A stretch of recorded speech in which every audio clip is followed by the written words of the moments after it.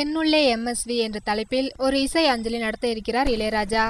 வரும் ஜூலை 27ஆம் தேதி ஞாயிற்றுக்கிழமை காமராஜர் அரங்கில் இந்த நிகழ்ச்சி நடைபெற இருக்கிறது. மறைந்த எம்.எஸ். விஸ்வநாதன் மீது பெரும் மதிப்பும் அன்பும் கொண்டவர் இளையராஜா. எம்எஸ்வி என் ரத்தத்தில் இசையாக இருக்கிறார் என இரங்கல் அறிக்கை வெளியிட்ட அவர் அதையே தலைப்பாக்கி தற்போது இசை அஞ்சலி செலுத்துகிறார். எம்.எஸ். விஸ்வநாதன் இசையில் உருவான பாடல்களை இளையராஜா தன் குழுவுடன் மேடையில் பாடப்போகிறார்.